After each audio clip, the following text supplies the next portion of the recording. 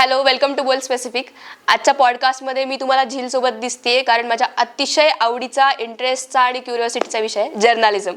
आणि या विषयावर बोलण्यासाठी आपल्यासोबत रायटर, डिरेक्टर आणि आमचे प्रोफेसर अहमद सर आहेत. Sir welcome. थँक्यू. नमस्कार सगळ्यांना. सर, तुम्ही 10 वर्षांपूर्वी जर्नालिझमचा अभ्यास सुरू केला होता. बरोबर. तर तो कसा होता? आणि कारण आजचं जर्नालिझम पूर्ण बदललंय, तर सुरुवात कशी झाली होती? आधीच ठरवलं होतं की जर्नालिझम करायचं? सो मी तसं माझं काही ठरलं नव्हतं की पत्रकारिताच करायची किंवा काय करायचं. पण ज्यावेळेस समाजातल्या काही गोष्टी आपण पाहत असतो, समाजामध्ये काही गोष्टी घडत असतात ज्या आपल्याला वाईट वाटतात की अशा गोष्टी घडल्या नाही पाहिजे. म्हणजे उदाहरणार्थ करप्शन. म्हणजे मला आठवतं की मी ज्यावेळेस लहान होतो, आमच्या गावामध्ये मी राहत असताना, मी साधारणतः 8वीला असताना आम्हाला ते सरकारी स्कीममधनं घरकुल आम्हाला मंजूर झालं होतं. त्यावेळेस काहीतरी 60,000 रुपये वगैरे त्या अनुदानाची किंमत होती, रक्कम होती. पण ती रक्कम चेकमध्ये मिळायची पूर्वी. म्हणजे मग ते तालुक्याला जावं लागायचं. तालुक्याला गेल्यानंतर म्हणजे बार्शी तालुक्याला गेल्यानंतर तो पंचायत समितीमधला एक अधिकारी असायचा, तो एक चेक काढायचा आणि तो चेक काढल्याच्या बदल्यामध्ये त्याला स्पेसिफिक रक्कम द्यावी लागायची की 500 रुपये म्हणजे लाच, थोडक्यात लाच, किंवा 1000 रुपये चेकचे. तर तिथं मला काही गोष्टी ट्रिगर झाले की अरे हे चुकीचं होतं. अच्छा. त्यामुळे मग अशा गोष्टी समाजात नाही घडल्या पाहिजे किंवा प्रशासनात नाही घडल्या पाहिजे, म्हणून मग आपण पत्रकारिता करूया. त्यामुळे सुरुवातीला असं रक्त आपलं गरम रक्त असतं. आणि इव्हेंच्युअली नंतर कळलं मला की हे काही फार बदलण्यासारखी स्थिती नाहीये भविष्यामध्ये. पण पत्रकारिता करत गेलो नंतर आणि मग मुंबईला गेलो. मुंबई युनिव्हर्सिटीच्या ॲफिलिएटेड कॉलेज, साठे कॉलेजला मी जर्नलिझम केलं, मास्टर्स केलं माझं. आणि लगेच एबीपी माझाला सुरुवातीला जॉईन झालो. आणि सर एबीपी माझाला तेच की अप्रोच कसं केलं? मी दरवेळेस तुम्हाला सांगतो की तुमचा PR वाढला पाहिजे, तुमचे रिलेशन्स लोकांसोबतचे चांगले असले पाहिजे, वाढले पाहिजे. तर तसंच मी काहीतरी असं ठरवलं की एक आता जर्नलिझम झालं, डिग्री आता संपत आली आहे. आणि मला आठवतं मी एक थेसिस त्यावेळेस लिहिला होता, म्हणजे डिझर्टेशन किंवा असं असतं ना की मास्टर्सला तुम्हाला एक रिसर्चचा सब्जेक्ट असतो. जसं तुम्हाला आता 3rd इयरला फिल्म बनवायची किंवा काहीतरी प्रोजेक्ट म्हणून तुम्हाला सबमिट करायचं, तुम्हाला मार्क्स मिळतात. तर असं आम्हाला तर रिसर्चमध्ये मी एक इसिस वरती मी एक थेसिस लिहिला होता. इसिस तुम्हाला माहिती असेल सगळ्या, क्रूर अशी ती संघटना होती. आणि मग त्या संघटनेच्या एकूण सोशल मीडियातला त्या संघटनेचा असलेला वावर, सोशल मीडियामध्ये त्यांचे असलेले समर्थक, जसं आपण स्लीपर सेल्स म्हणतो, तसे भारतामध्ये खूप स्लीपर सेल्स त्यावेळेस होते, अजूनही असतील. तर ह्या सगळ्यांचा प्रभाव इथल्या स्थानिक मुसलमानांवर किती पडतो, तर याचा अभ्यास मी त्याच्यात केला होता. Interesting topic. तर मग ते सबमिट केलं मी आणि ते खूप मोठा झाला. आणि मग मी ते घेऊन 4 ठिकाणी गेलो. पहिल्याच अप्रोचमध्ये मी एबीपी माझामध्ये गेलो आणि राजू खांडेकर त्यावेळेस संपादक होते एबीपी माझाचे. आणि आता राजू सर मला वाटतं समूह संपादक आहे. मग त्यांना भेटलो मी सुरुवातीला, त्यांना दाखवलं मी थिसिस. त्यांना आवडलं. अरे म्हणे खूप छान तू हा रिसर्च केलाय. मग त्यातल्या त्यांनी 4 गोष्टी मला विचारल्या. आणि मग त्यांनी सांगितलं की ठीक आहे, काही निघाली वेकन्सी तर आम्ही तुम्हाला कळवू. आणि मग नंतर मला वाटतं एखाद्या महिन्यानंतरच वेकन्सी निघाल्या आणि मग ते मला कळाल्या. आणि मग मी ज्यावेळेस इंटरव्ह्यूला गेलो ते समोरच होते.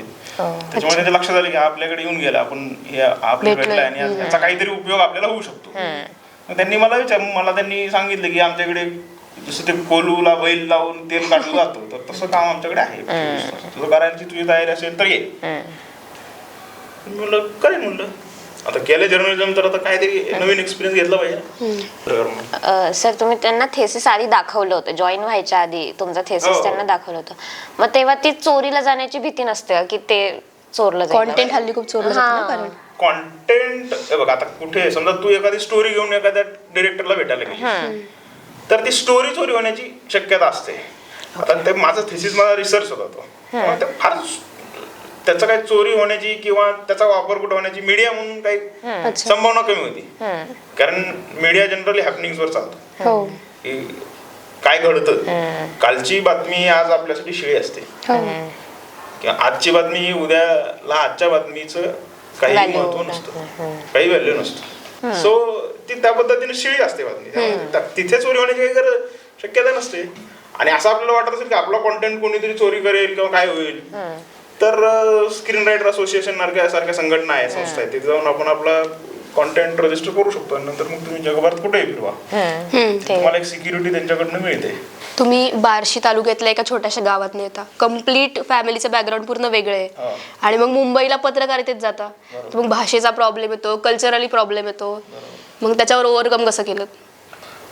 आता सुरुवातीला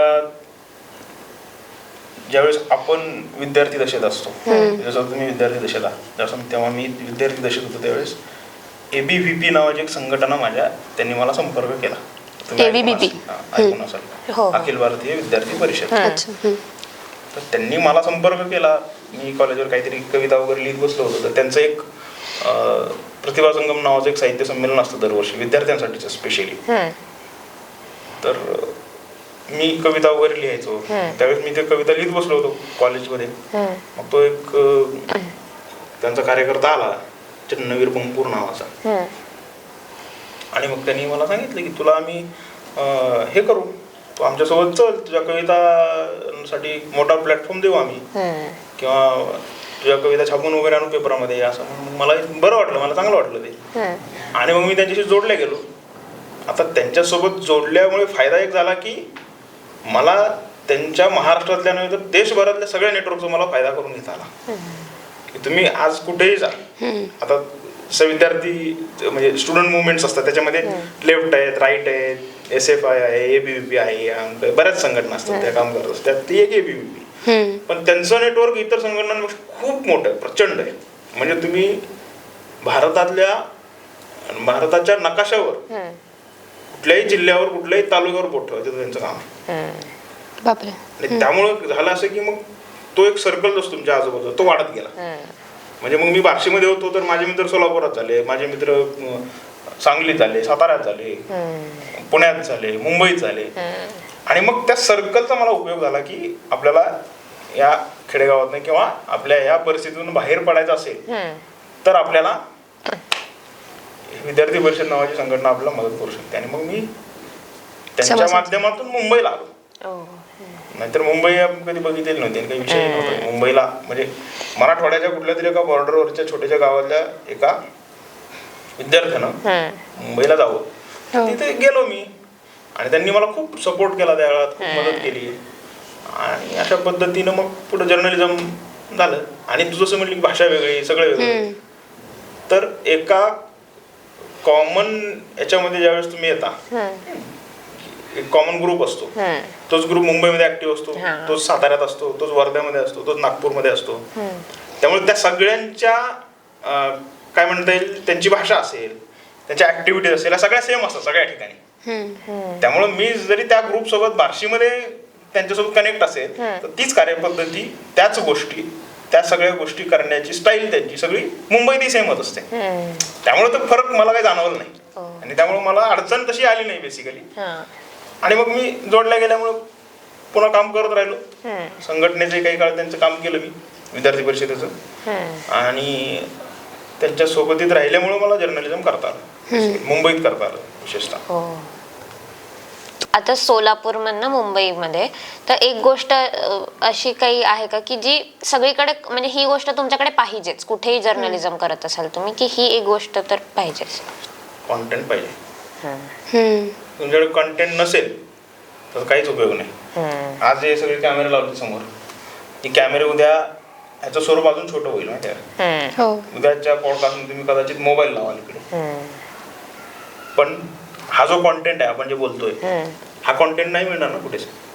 हे कॉन्टेंट जनरेशन करणारे लोक असतील, पण कदाचित कॅमेऱ्यावरती कॅमेरा हँडल करण्यासाठी जी माणसं मागं बसलेली, त्याच्या विद्यार्थीने, इकडे देशपांडे भाई बसले, तिकडं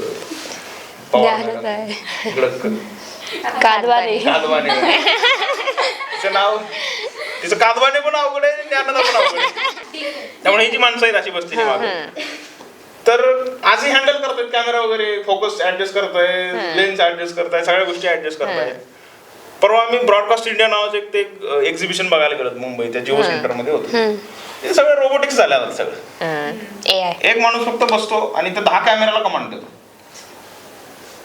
मल्टीकॅम एक माणूस हँडल करतो. पण मग यामुळे जर्नलिझम आता हे रोजगार कमी होतोय वगैरे AI मुळे असं नाही वाटत का? कारण मागे ना एका मी प्रसिद्ध नाव नाही घेत की प्रसिद्ध टीव्ही चॅनलच्या एका अँकर AI अँकर आला होता त्याच्यावर.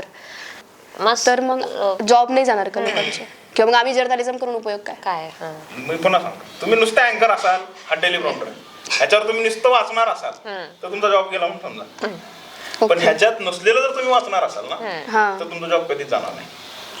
आलं लक्षात? सर AI मुळे कॉन्टेंट रायटर्सला काही नाही होणार का? काहीच नाही होणार. कॉन्टेंट आता उदाहरणार्थ AI काय करतं, समजा तुम्ही याला म्हटलं ChatGPT की मला एखादी कविता द्या एका सब्जेक्ट, तो काय करतो, जो अस्तित्वात असलेला कॉन्टेंट आहे त्यातल्या तो 4-5-10 ओळी एकत्र करतो आणि तुम्हाला देतो. आता हे तो किती वर्ष करणार आहे? तुम्ही सतत त्याला कॉन्टेंट फीड करत राहिल्यानंतर त्यातून तो काढणार आहे. तुम्ही फीड केल्यानंतर तुम्हीच बंद केलं फीड करायचं, तो समजा 5 वर्ष देत राहील तुम्हाला वेगवेगळ्या कविता, 10 वर्ष देईल. जर कोणीच कॉन्टेंट नाही त्याच्या सर्किटमध्ये तिथे फीड केला, म्हणजे त्या ह्याच्यामध्ये आंतरजालावरती इंटरनेटवरती, तर तो कॉन्टेंट परत रिपीट करेल, त्याच गोष्टी तो रिपीट देईल तुम्हाला. त्यामुळे तिथं कॉन्टेंट देणाऱ्यांची गरज आहेच आहे ना. कॉन्टेंटला नाही चेंज करता येऊ शकत. ती AI मध्ये अँकर असेल तर तिच्या भावना असतील, तिच्या चेहऱ्यावरचे एक्सप्रेशन्स असतील, हे तिला देता येणार नाही. डिबेट शो मधले अँकर असतील, डिबेट शो मधले अँकर फार कॉन्टेंट नसतो बाबा, फार त्यांच्याकडे लिहिलेलं नसतं काही, त्यांचा स्वतःचा काही कॉन्टेंट असतो, विषय फक्त त्यांनी समजून घेतलेला असतो. जसं तुम्ही फक्त विषय समजून घेतला ना आपण गप्पा मारतो. आता हा काही आपल्या समोर टेलिप्रॉम्प्टर नाहीये, टेलिप्रॉम्प्टर बघून आपण बोलतोय असं काही नाहीये. सो तुमच्याकडे कॉन्टेंट असेल तर तुमची नोकरी 100% राहणार. पण मग एडिटर्स असतील किंवा जे टेक्निकल काम करणार आहेत टेक्निकलचा थोडासा प्रॉब्लेम येणारच आहे भविष्यामध्ये. पण पुन्हा टेक्निकल जर असेल तर त्याला कमांड द्यावी लागेल की काय हवंय तुम्हाला एक्झॅक्टली, तर ती कमांड देणारी माणसं लागतीलच ना. पण 4 लोक लागायची तिथे एकच आज तुम्ही मीडियामध्ये बघितलं तर पूर्वी तुम्हाला लाईव्ह व्ह्यू नावाचं एक मोठं हे असायचं, एवढा मोठा डब्बा असायचा तो, ज्याच्यामध्ये लाईव्ह करावं लागायचं, तिथून लाईव्ह व्हायचं. आता त्या बॉक्सची साईज एवढीच झाली, तो तुम्ही खिशात टाकू शकता. तो वागवण्यासाठी एक असिस्टंट असायचा, नंतर एक कॅमेरामॅन असायचा, रिपोर्टर असायचा, अजून एक त्याला मदत नसायची. 4 लोक असायचे जर एक कोणाचा इंटरव्ह्यू करायचा असेल, बातमी करायला जायची असेल तर. आता ते सगळं कमी होऊन एकाच माणसावर आले. आता त्याची दुसरी बाजू सांगतो की आता तुम्ही मोबाईलचा पण उल्लेख केला, मोबाईल जर्नलिझम आलंय, तर टीव्ही मध्ये काम करणारी लोक ती एकीकडे, आणि मग स्वतःचं माझं एक चॅनल मी सुरू करतेय, मीडिया हाऊस त्याला नाव देते, युट्यूबवर वगैरे, ते एकीकडे. त्याच्याकडे तुम्ही कसं बघता? मीडिया हाऊस मध्ये काम करणारे किंवा टीव्ही वरती काम करणारे हे खरे ऑथेंटिक, मी प्रामाणिकपणे सांगायचं म्हणजे स्पेसिफिकली युट्यूबवर पण मी फक्त न्यूज चॅनल जे चालवतात त्यांच्यासाठी बोलतो, पण त्यांची तेवढी ऑथेंटिसिटी नसते. पण हे आपल्या प्रशासनातल्या लोकांना, आपल्या राजकीय लोकांना कळत नाही. आता मी समजा गेलो युट्यूब चॅनल सुरू केलं मी, आणि मी एखाद्या आमदाराकडे गेलो किंवा PI कडे गेलो, पोलिसाकडे गेलो, प्रशासनातल्या काही अधिकाऱ्याकडे गेलो, त्याला मी म्हटलं मी तुमची बातमी लावतो, 500 रुपये द्या, 200 रुपये द्या. पाण्याच्या बाटलीवर सुद्धा मॅनेज होतात, चहा पाचला तरी लावतात. घरातून निघतातच बाहेरच जागायचं म्हणून दिवसभर युट्यूबर्स जे काही न्यूज चालवतात युट्यूबवरती, दिवसभराचं जेवण खाणं जरी निघालं तरी बस झालं त्यांच्यासाठी. असे सुद्धा करणारे लोक आहेत. सो त्यांची ऑथेंटिसिटी तेवढी नाहीये. त्याच्या चॅनलला रिपोर्ट केलं तर ते लगेच बंद पडू शकतं. स्पेसिफिक 400-500 लोकांनी रिपोर्ट केलं समजा वारंवार, ते युट्यूब चॅनल बंद पडून जातं. पण मग यात 2 गोष्टी आहेत, एक तर जर्नलिझमचा दर्जा खालवतोय, आणि दुसरी गोष्ट म्हणजे मी इंजिनियर असू, डॉक्टर असू, मला ते करता येतच, माझं ते प्रोफेशन सुरू आहे, माझी आवड म्हणून हे सुरू आहे. पण जर्नलिझम करणाऱ्या आमच्यासारख्या स्टुडंट्सचं काय? आमच्याकडे हाच एक प्लॅन आहे ना. बरोबर. तर मग त्यामुळे कॉम्पिटिशन पण खूप वाढलंय आपल्या या क्षेत्रात मीडिया. काय म्हणायचे, आता बघा तुम्हाला मी जर्नलिझमचे एथिक्स शिकवले, बरोबर, की कसा जर्नलिझम असलं पाहिजे, पत्रकारिता कशी केली पाहिजे. आता जो सुळसुळाट युट्यूबर पत्रकारांचा आहे ना, त्यांच्याकडे एथिक्स आहेत ना, त्या कुठल्या गोष्टी पाळतात, कुठले नियम पाळत नाहीत, सगळ्या अशा गोष्टी आहेत. सो तुम्हाला आता आम्ही एथिक्स शिकवले तर तुम्ही एथिक्सला त्या घेऊन युट्यूब चॅनल सुरू करा. आणि त्याला मोठं करा. म्हणजे आज त्याचं उदाहरण तुम्हाला ललन टॉप. हो खूप इथिकली चॅनल चालवतात ते, की जे इथिकली चालवतात किंवा ज्यांना जर्नलिझम म्हणजे काय, न्यूज व्हॅल्यू म्हणजे काय, बातमी कशी करावी, लिहावी कशी, प्रेझेंट कशी करावी ह्याचं ज्ञान आहे, असे लोक खूप आहेत जे यूट्यूब चालवतात. आता ज्यांना नाहीच आहे ज्ञान तर आता काय, आपल्याकडे लोकशाही आहे. खूप असे पत्रकार आहेत जे, मी तुम्हाला काल तो किस्सा सांगितलाच ना एका पत्रकाराचा. नाही म्हणजे ते एक नाही, असे खूप आहेत बरं का. असं एक तो स्पेसिफिक नाही आहे कुणी, असे प्रत्येक जिल्ह्यात असतात. त्यातला एखादा नमुना असा असतो की तो आपल्याला असा वेगळा वाटतो. तर तसंच एक माझा मित्र एका जिल्ह्यातला एका कुठल्या तरी आटपाट नावाच्या गावचा एक तो पत्रकार, तर तो त्याच्याकडे तोच रिपोर्टर, तोच संपादक, तोच त्याचा काय एडिटर, प्रोड्युसर, कंटेंट क्रिएटर, वाटेवर जे काही पदं असतील सगळी, ज्या काही पोझिशन असतील तोच सगळा, कॅमेरामन तोच, एडिटर तोच, असा स्वयंभू असा एक पत्रकार, असे भरपूर असतात.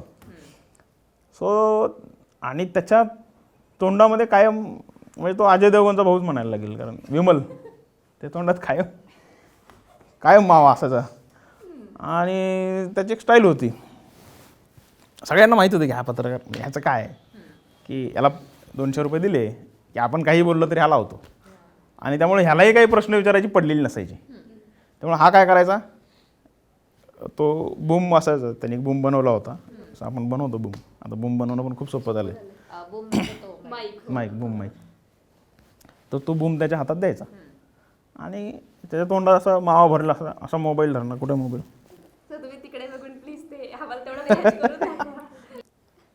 बघा तो काय करायचा, आता हा मोबाईल आहे, बूम द्यायचा, असा मोबाईल पकडणार, तो असा फ्रेम लावणार मस्त बाईटची, त्याच्या तोंडात तोबरा भरलेला,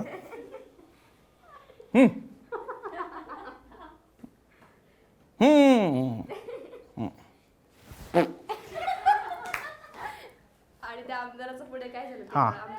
तर असाच एक काल्पनिक किस्सा आहे. हां काल्पनिक किस्सा आहे की असाच एक तोच असा एक वेगळा आटपाट नगरातला एक तो पत्रकार आणि त्याचा एक काल्पनिक पक्षातला काल्पनिक उपाध्यक्ष आणि एका काल्पनिक हॉटेलमध्ये जाऊन एका काल्पनिक स्त्रीसोबत तो राहिलेला होता आणि काल्पनिक पद्धतीने त्याला कोणीतरी शूट केलेलं होतं. आणि तो एके दिवशी या पत्रकाराची त्याची भेट झाली. मग हा नेहमीप्रमाणे त्याने त्याच्या हातात बूम दिला मला, तर म्हणा असं लावलं म्हणून. मग त्याने सुरू केलं की आमच्या पक्षाची ध्येय धोरणं ही ठरलेली आहेत, आम्ही विकासासाठी काम करू वगैरे. तो त्याला वाटलं दुसरा कुठला तरी विषय. आज मंत्री महोदय आपल्या जिल्ह्यात येऊन गेले आणि त्यांनी 2 उद्घाटनाची कामं केली.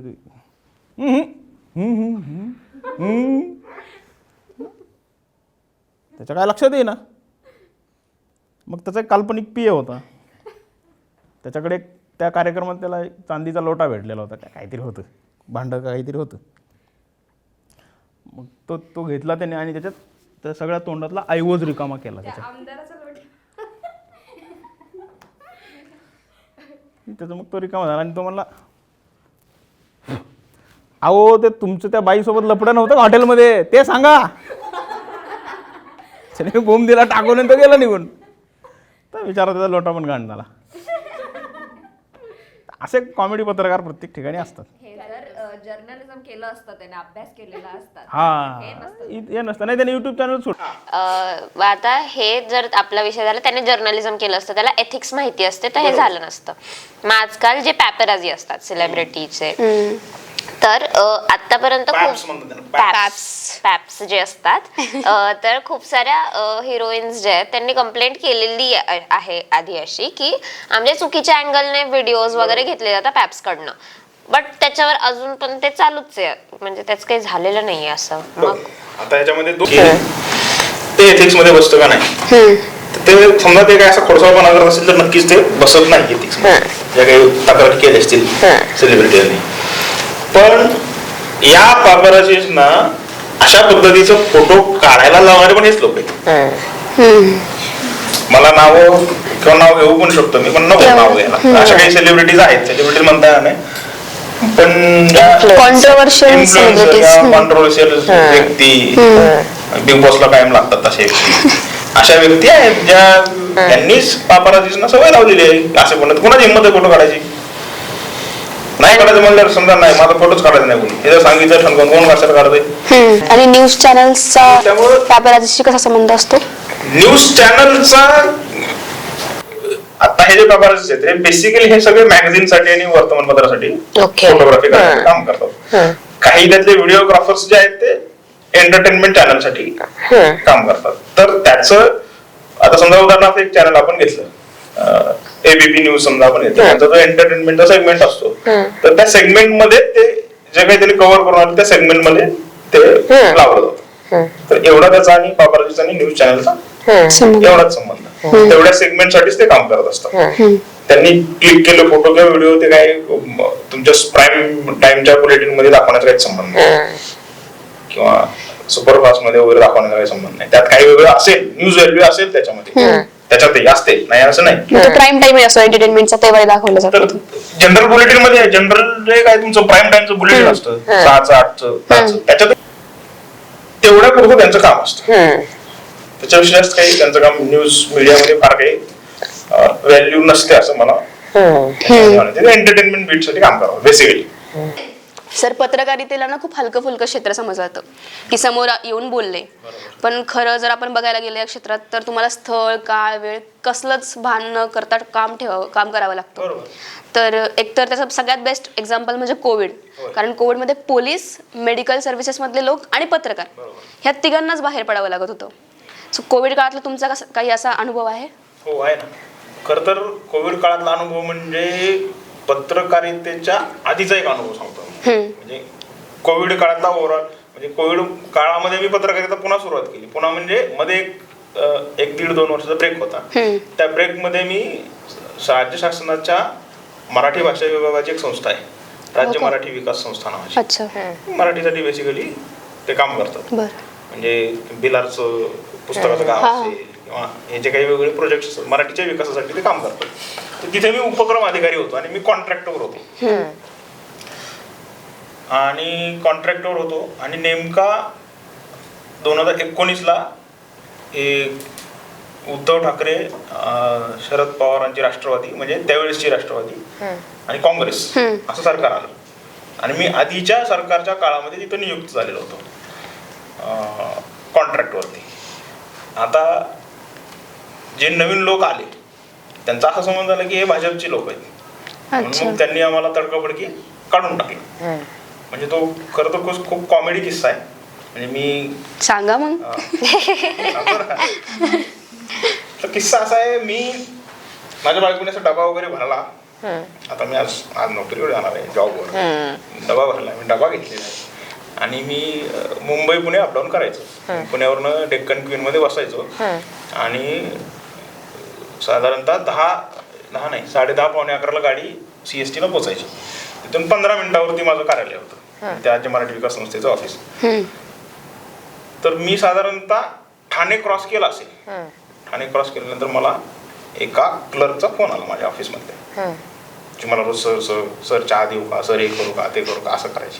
तिचा फोन आला, सर तुम्ही आजपासून कामावर येऊ नका. अगं म्हणलं डबा दिलाय माझ्या बायकोने मुंबईत, तर काय करू? नाही म्हणे ते संचालकांचे आदेश आहेत, तुम्ही नाही यायचं आजपासून कामावर. तर मी त्यावेळेस एवढा हसलो, अशा पद्धतीने पण टर्मिनेशन होऊ शकतं एखाद्याचं अर्ध्या रस्त्यात. आणि मग मी डबा घेतला आणि फिरलो मग मुंबईत. मरीन ड्राईव्हला गेलो, तिथं मुंबई दर्शन. मुंबई दर्शन कधी नाही ते झालं माझं छान. आणि संध्याकाळी आलो घरी, परत मग घरी येऊन सांगितलं मी असं झालं म्हणलं. तर आणि लगेच कोविड आला. 1 महिन्यात मी जॉब शोधत होतो पुण्यामध्ये, कोविड आला.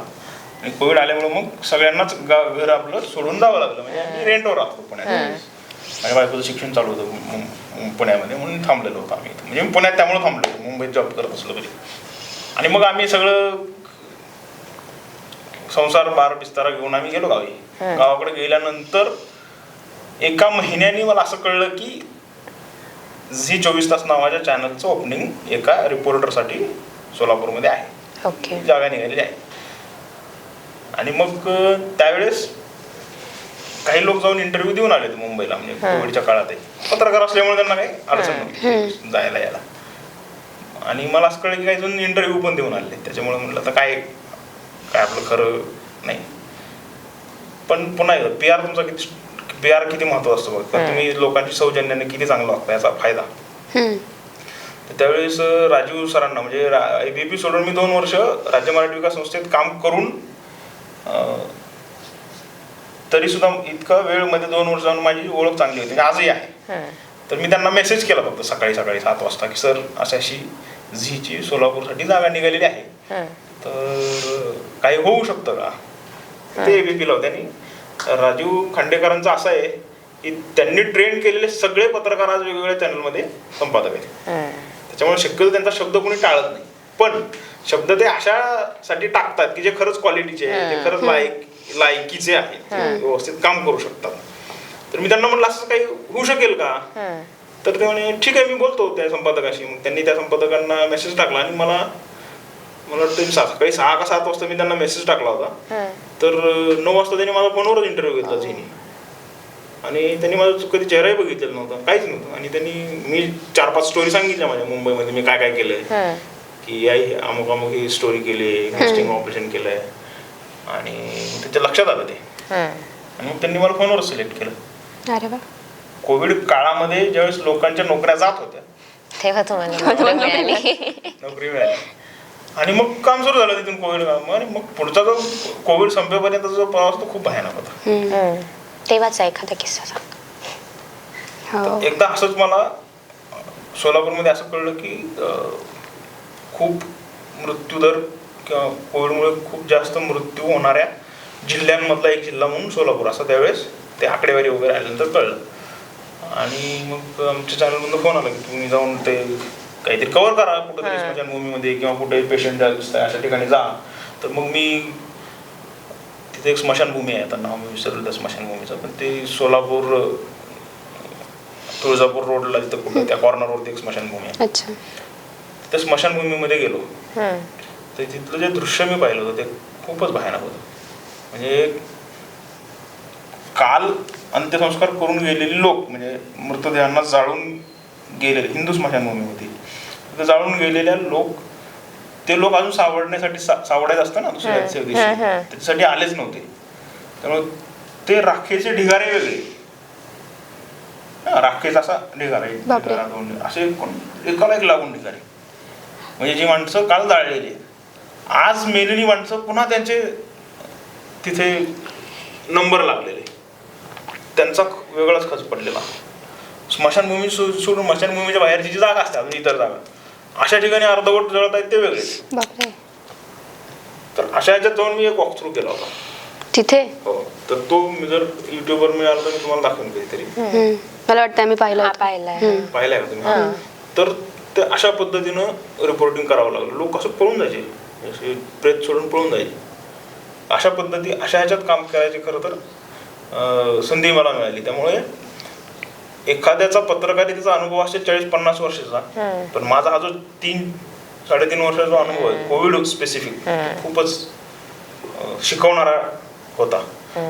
म्हणजे त्यावेळेस काहीच नव्हतं ना, म्हणजे नातेवाईक बघायचं नाही, कुणी काय बघायचं नाही, मुलगा बाप कुणी असला तरी कोविड झाला म्हणले की तो घाबरून अर्धा माणूस तिथंच मारायचा. अशी खूप माणसं, एका घरातली 5-5 माणसं एका टाइमला. आम्ही कितीतरी जणांना, म्हणजे माझं सोलापूरमध्ये माझा मित्र आहे आफ्ताब शेख नावाचा, तर त्यांनी लोकांना खूप मदत केली कोविडमध्ये. रेमडेसिवीर इंजेक्शन खूप लोकांना मिळवून दिले. मी काही लोकांना रेमडेसिवीर इंजेक्शन त्यावेळेस मिळवून दिले, पण आता कळतं की ते इंजेक्शन घेतल्यामुळे ते अटॅक येऊन लोक मारायला लागले. बापरे. पण हे जरा क्लिअर करा ना, हे इंजेक्शन घेतल्यामुळे अटॅक्स येत आहे म्हणजे? आता ह्याच्यावर मी काही मेडिकल ऑफिसर नाही किंवा डॉक्टर नाही, पण IQ गोष्टी ज्या येतात किंवा मीडिया रिपोर्ट्स जे येतात त्यानुसार ज्या गोष्टी मला कळालेल्या आहेत की ज्यांना रेमडेसिवीरचे 2-3 असे डोस दिलेले आहेत कोविडमध्ये, तर ते लोक आता त्या लोकांमध्ये हार्ट अटॅकचं प्रमाण वाढलंय. आणि असे लोक हार्ट अटॅकमुळे आता जात आहेत किंवा हार्ट अटॅकमुळे जाणाऱ्या लोकांमध्ये अशा लोकांची संख्या जास्त आहे. जास्त आहे. क्रिकेट खेळत होता, क्रिकेट खेळता खेळता त्याला झाला स्ट्रोक आला आणि गेला, बापरे. किंवा काहीतरी कुठेतरी पार्टीमध्ये गाणं म्हणतोय अटॅक आला हो आणि हे गेला, खूप ऐकण्यात येते. लग्नामध्ये काहीतरी नाचतोय आणि अटॅक आला आणि गेला, असं पण होतं ना कधी. तर ते अशा गोष्टी पुन्हा या मीडिया रिपोर्ट्सनुसार, नाहीतर उद्या माझ्याकडे येतील पोलीस. ह्या दरम्यान तुम्ही म्हणजे कोविड काळातलीच पत्रकारिता तुम्हाला खूप शिकवून गेली असं तुम्ही म्हणालात. बऱ्याचदा आपण करायला एक जातो आणि मग वेगळ्याच कामात फसतो. असा एक किस्सा तुम्ही मला काल सांगितलं होतं. काल परवा हो, आणि मला तो परत म्हणजे आम्हाला ऐकायला आवडेल परत सगळ्यांना. तो किस्सा मी सांगतो, पण त्यात मी कुठल्या अधिकाऱ्यांची नावं घेणार नाही. हो, अर्थात किस्सा सापडेल तुम्हाला. काल्पनिक काल्पनिक. आम्हाला गोष्ट ऐकायची, बरं किस्सा नको. हा. तर एक काल्पनिक एक पोलीस अधिकारी होते, एक काल्पनिक SP. बरं. पण तो जो मेला तो काल्पनिक नव्हता बरं. त्याच्यामध्ये या किस्स्यामध्ये खरं तर यातली दुःखाची बाजू कोणीच समजून घेतली नाही, जी काही किंवा मुळापर्यंत जाण्याचा विषय कोणीच लावून धरला नाही. मलाही लावता नाही आला, कारण माझ्यावरच कारवाई झाली.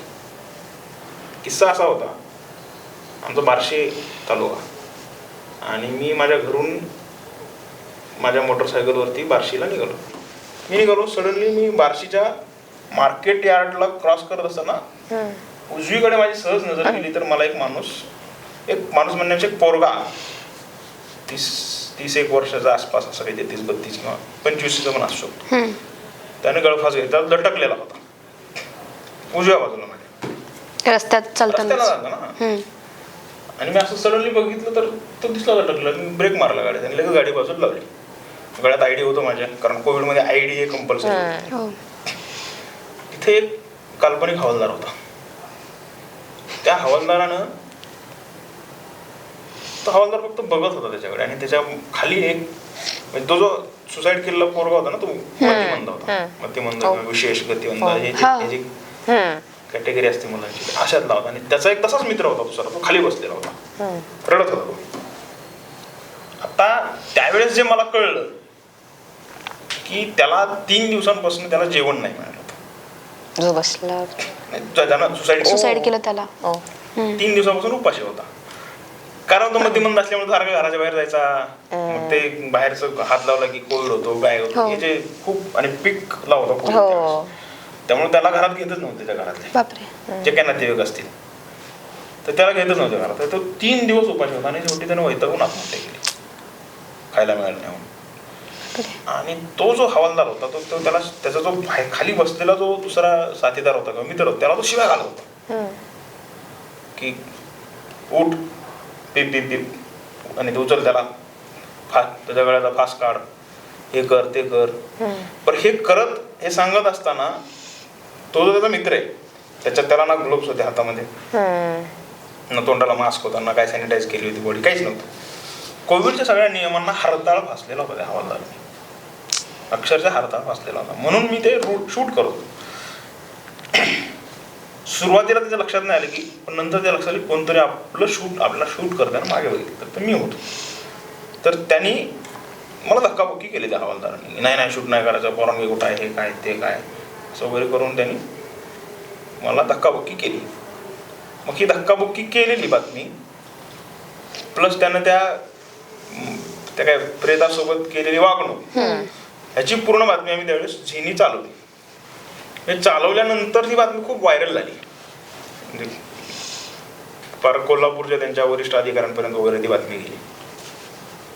काल्पनिक अधिकारी, त्यातल्या कोल्हापूरच्या एका काल्पनिक माणसानं त्यांच्या सोलापूरच्या एका काल्पनिक अधिकाऱ्याला सांगितलं की अरे हे काय फालतूगिरी चालू आहे तुझ्या राज्यात, हे काय चाललंय. मग त्या काल्पनिक अधिकाऱ्याने बार्शीच्या एका काल्पनिक अधिकाऱ्याला फोन करून दाबलं हे काय फालतूगिरी तुझ्या राज्यात. मग आता असं ठरलं की आता झालंय तर खरं, आता काय तोडगा काय करायचा, तर हा मॅटर मोठा होईल, मोठा किस्सा होईल, तर दाबला पाहिजे. कसं दाबायला पाहिजे, मग ज्यांनी केलं त्यालाच दाबायचं. मग त्यांनी माझ्यावर गुन्हा दाखल केला 4 वाजता साधारणतः, माझ्यावर FIR केली बार्शी पोलीस स्टेशनमध्ये. आणि त्यात मृतदेहाची विटंबना करणे, पोलिसांच्या प्रति अप्रीतीची भावना निर्माण करणे, असे जे काही त्यांचे कलम आहेत, सेक्शन मला आठवत नाही कुठले, तर असे 2-3-4 कलम त्यांनी लावले. तर हे कलम लावल्यानंतर मी जाऊन माझं स्टेटमेंट देऊन आलो पोलीस स्टेशनला की तुम्हाला जर वाटत असेल मी चुकीचं केलं तर मी सॉरी म्हणायला तयार आहे, मला काय अडचण काहीच नाही आहे, पण बातमी करणं हे माझं काम आहे. ते तुम्हाला चुकीचं वाटत असेल याला मला काय, याचं मला काहीच नाही ना, असं तुम्हाला वाटत तुमच्या इगोवर ते आलं असेल तर सॉरी, हे लिहून देऊन मी आलो, मला काहीच प्रॉब्लेम नव्हता. पण हा किस्सा ज्यावेळेस सोलापुरातल्या एका प्रथित यश अशा सुप्रसिद्ध वकील धनंजय माने नावाचे, खूप वयस्कर आहे आणि कायद्याचं खूप ज्ञान आहे त्यांना, ते सहजासहजी कोणासाठी कुठल्याही केसमध्ये फार उभं राहत नाही, त्यांचं तेवढं ते बिझी असतं, तेवढं व्यस्त असतात ते. तर त्यांचा मला फोन आला की तू असं बातमी केलीस हे कळलं मला आणि त्यामुळे तुझ्यावर केस झाली हे पण मला कळलं, त्यामुळे मी, आणि ते खूप महागडे वकील आहे, तर मी तुझी केस फुकटात लढायला तयार आहे, तू कोर्टाची पायरी सुद्धा चढायची नाही. अरे वा. हे त्यांचं वाक्य होतं. मला एवढं म्हणजे मला रडू आलं त्यावेळेस की म्हणजे मी केलेल्या बातमीचं कोणीतरी हे केलं की त्याला अप्रिशिएट केलं. आता मुळात मुद्दा जो त्या पोराने का आत्महत्या केली हा विषयच राहिला बाजूला, तो विषय आता आला माझ्यावर. त्याच्यामुळं व्यवस्था पण खूप, माणुसकीबद्दल तुम्ही बोलताय आणि काल आपण हे सगळं डिस्कस केलं होतं, तर तुम्ही त्या ॲम्ब्युलन्स ड्रायव्हरचं सांगितलं होतं, एकीकडे एक्स्ट्रीम माणुसकी नाही आणि एकीकडे एवढी माणुसकी, ते पण एकदा सांगा ना. लादेन नावाचा एक कॅरेक्टर आहे सोलापूरमध्ये. बर.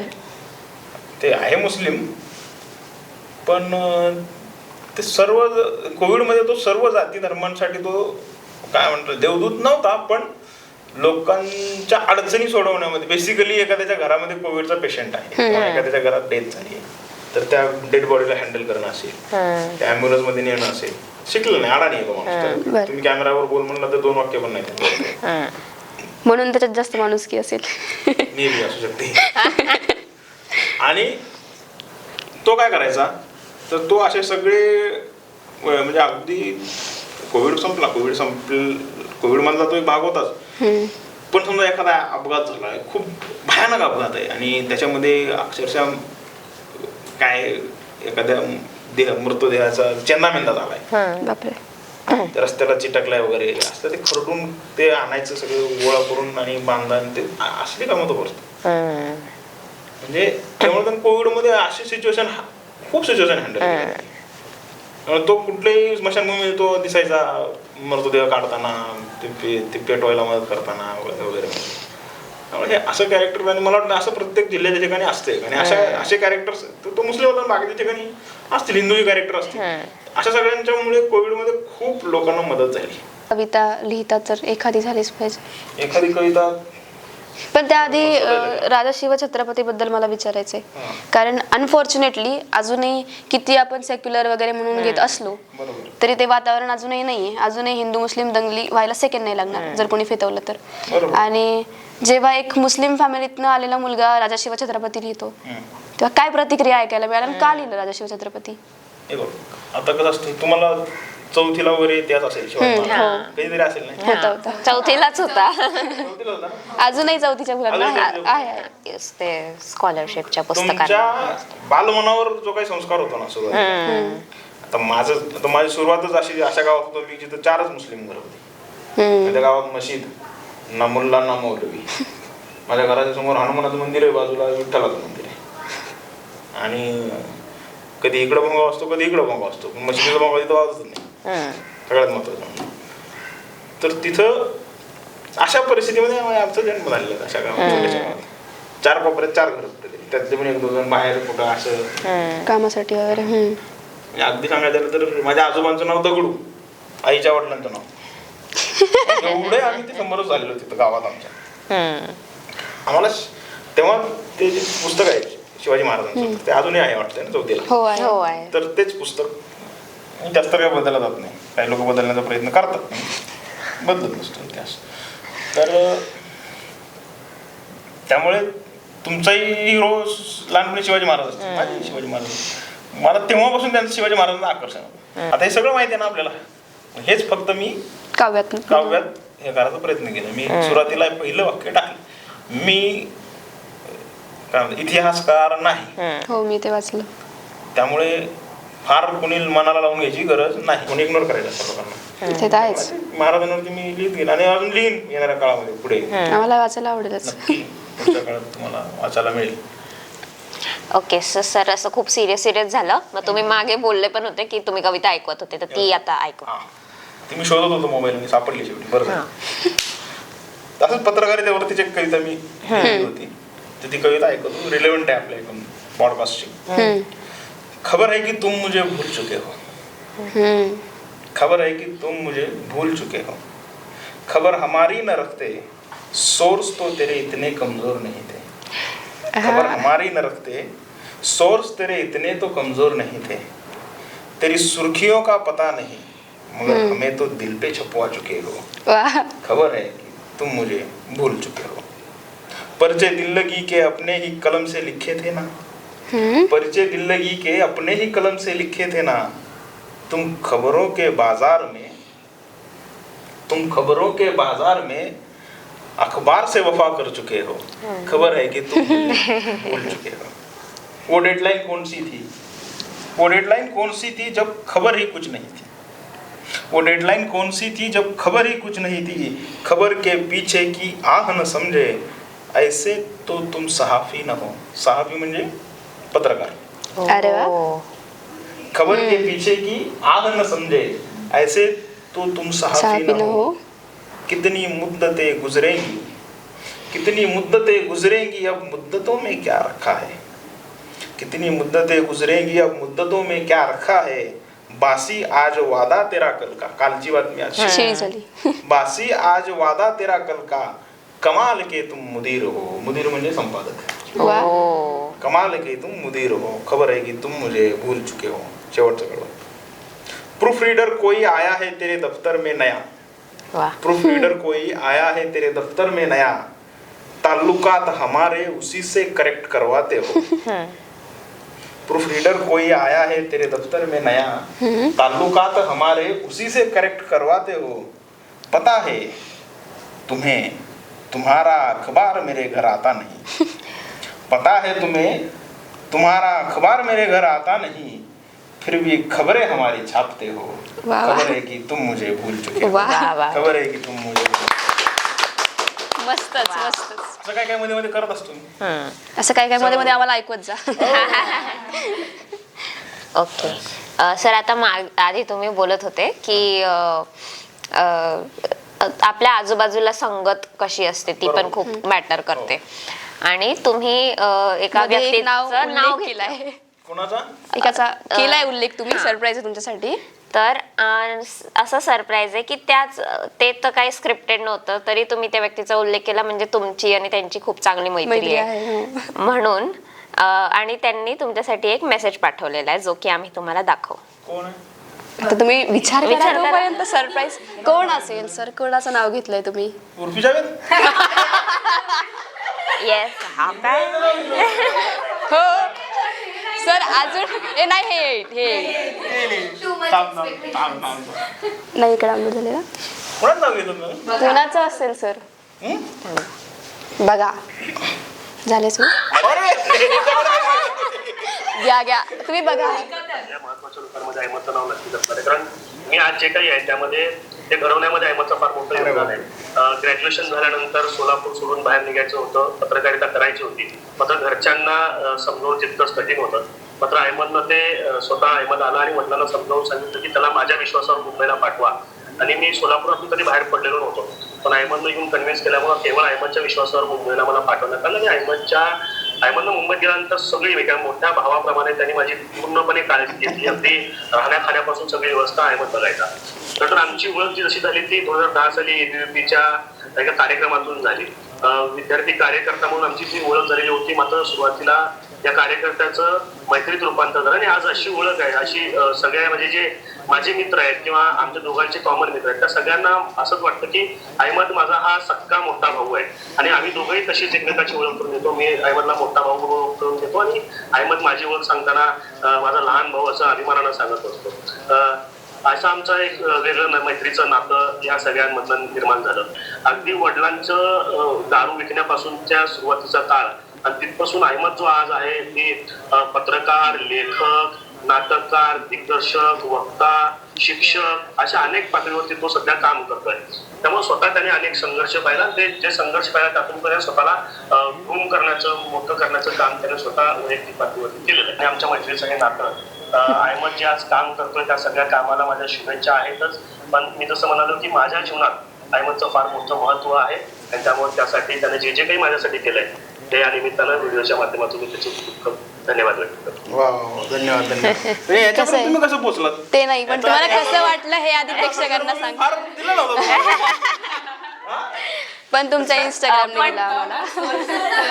सर आम्ही तुमचे पण आम्ही बरोबर सोर्स पकडलाय की नाही? थांबा जरा, इमोशनल व्हा आणखी थोडस कंटेंट मिळू द्या आम्हाला जरा. नाही आमचा खरंच खरा तो गुन्हे होता. बरं, मला हे सांगायचंय ऑडियन्सला की अफ्ताब शेख हे सुद्धा एबीपी माझाला आता पत्रकार म्हणून कार्यरत आहेत. तो आणि चांगला सक्सेस पत्रकार, सक्सेसफुल असलेला असा माणूस आहे तो तिथला पत्रकारितेच्या क्षेत्रातला खूप. आणि तो त्याच्याकडे पत्रकार संघाची तिथं मोठी जबाबदारी दिलेली आता त्या लोकांनी.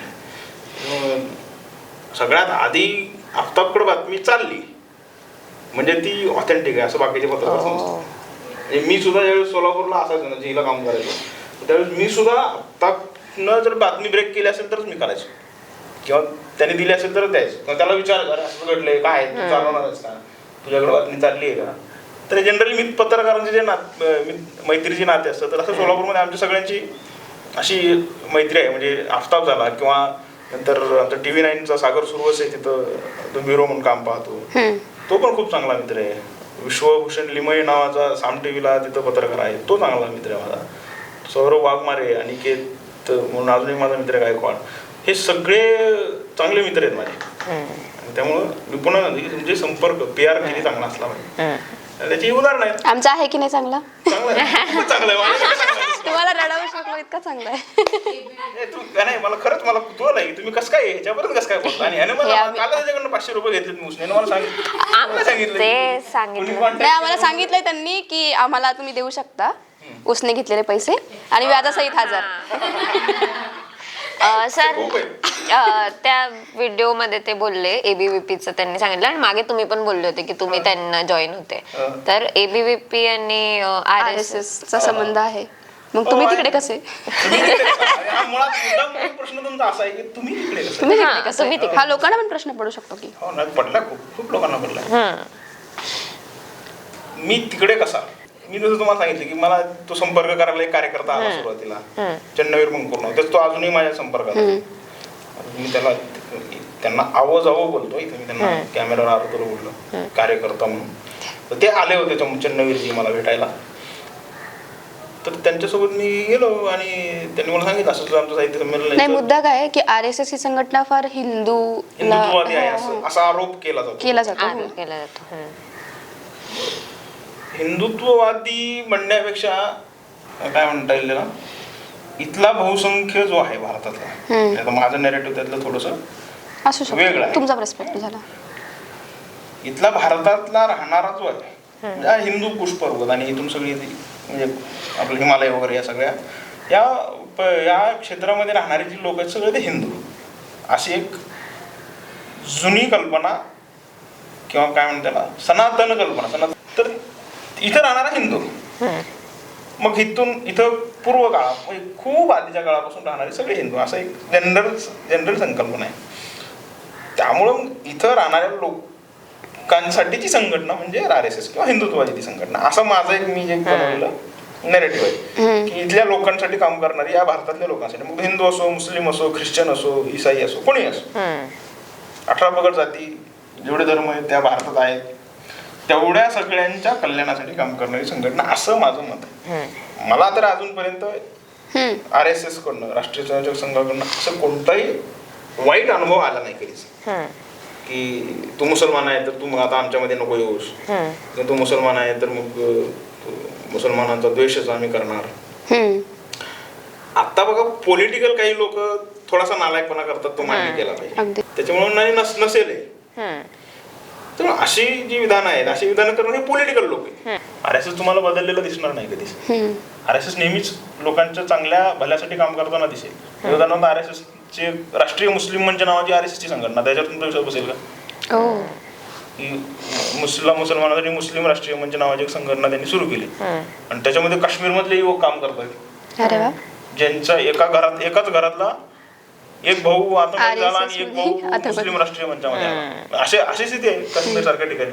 ख्रिश्चनांचा राष्ट्रीय मंच आहे त्यांच्याकडे, ख्रिश्चनांसाठी सुद्धा ते काम करतात. हे लोकांना माहिती नसेल. जे काय सज्जन शक्ती जी आहे ते या काम करा.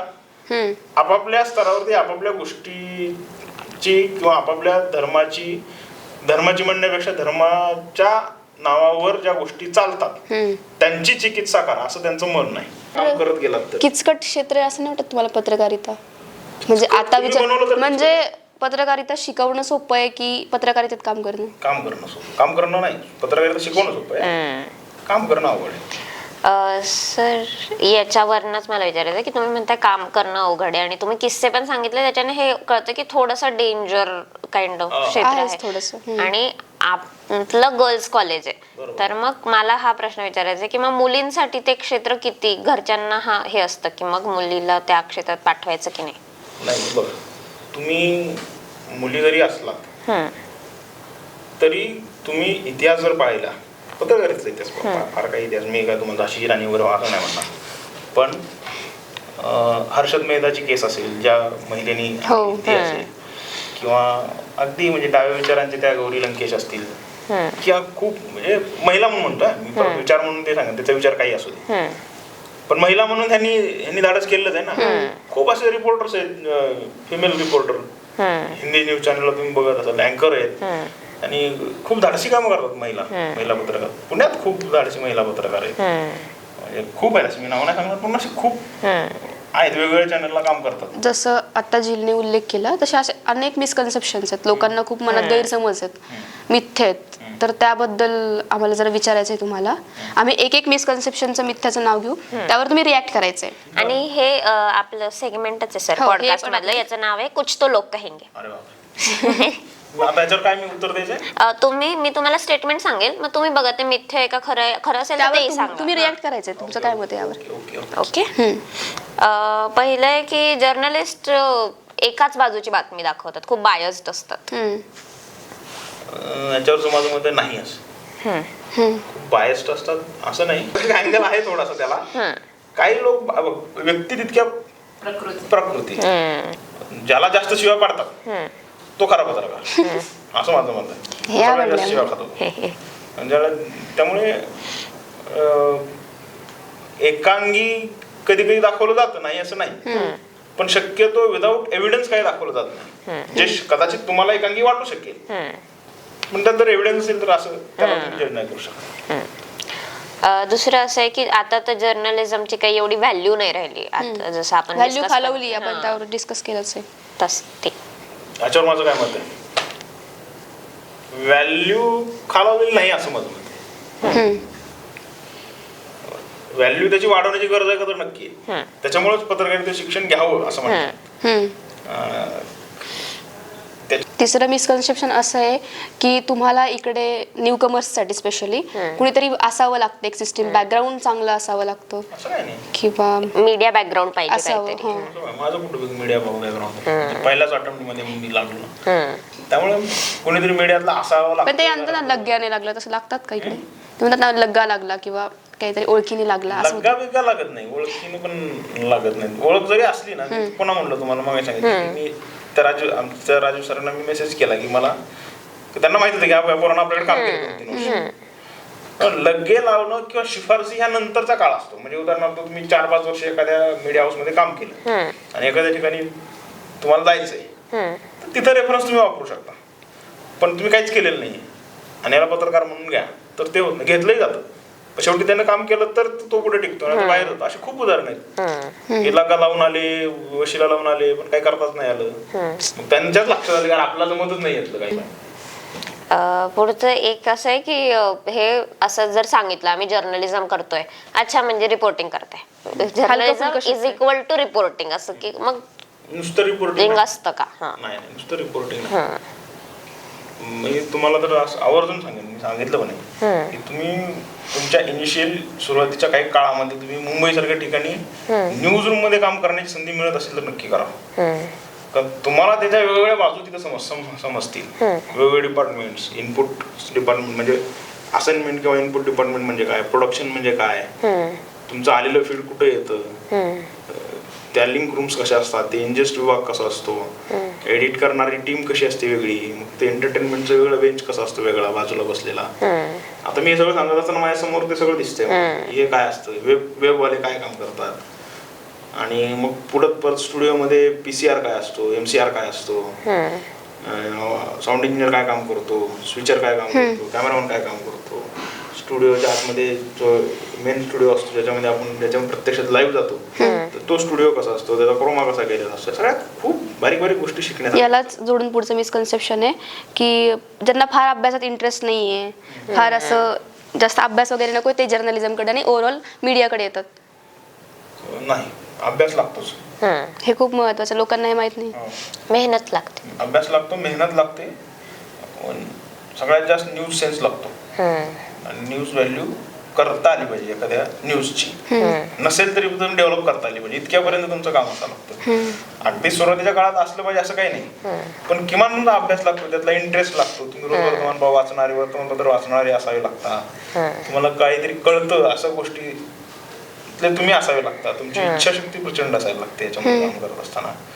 तरच तुम्ही पुढे नाही काय करायचं नाही म्हणून आला नुसतंच मीडियामध्ये आला आणि गेला. मग मी ते म्हणतो असे खूप आहेत. दरवर्षी आता आपलं इन्स्टिट्यूट आहे समजा, फर्ग्युसन सारखं, गरवारे सारखं आपली संस्था झाली, अशा खूप संस्था आहेत ज्याच्यातून सगळे एकत्र कॅल्क्युलेट केलं तर 10-15 हजार मुलं दरवर्षी जर्नलिझम करून निघतात. आपल्याकडे मीडिया हाऊस आहेत का इतके नाही आहेत.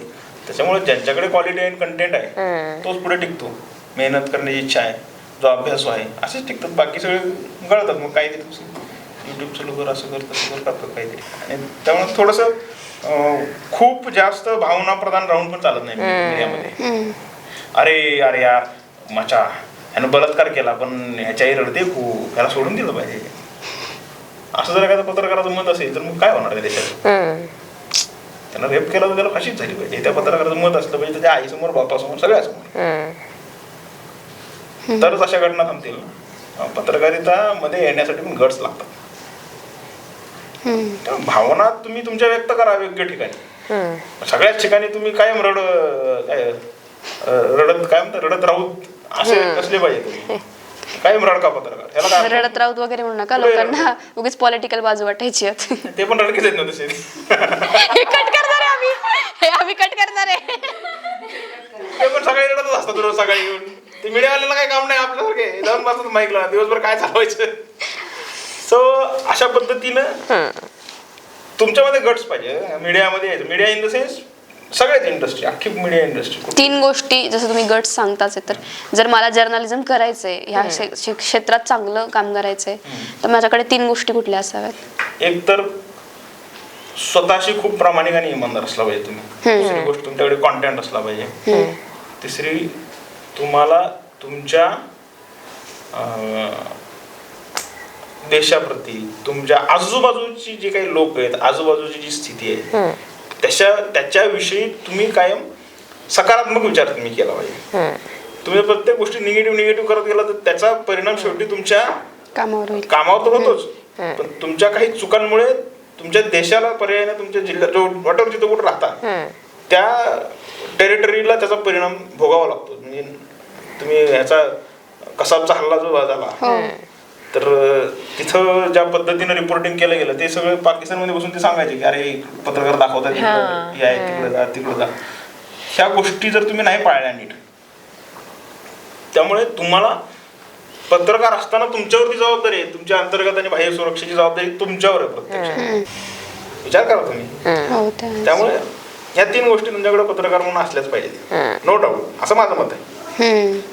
अजून कोणाचं वेगळं मत असू शकतं, माझ्यापेक्षा जास्त त्यांनी पत्रकारिता केली 50 वर्ष, त्यांची वेगळी मत असू शकतात. अर्थात एक तर खूप आमचे डाऊट्स क्लिअर झाले. मला असं वाटतं ज्या मुलांना, ज्या आमच्यासारख्या युथ्सना जर इकडे पत्रकारितेमध्ये करिअर करायचं असेल तर त्यांनी हा व्हिडिओ नक्की बघावा, पूर्ण बघावा.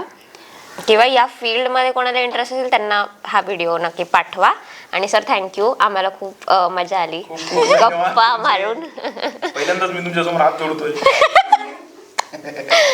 असं प्रोफेसर म्हणून आम्ही गप्पा मारतच असतो, पण आज असं पॉडकास्ट आज फक्त कॅमेरा लागले मध्ये, बाकी काही नाही. खूप खूप थँक्यू मागे बसलेल्या इथिका, मिस इथिका यांचं कॅमेराच्या मागे ज्ञानदास, समृद्धी आणि युतिका. आणि समृद्धीचं पण खूप खूप आभार मानतो. तिकडे गेली मॅनेजर, तिकडे बसली, तिचं पण आभार.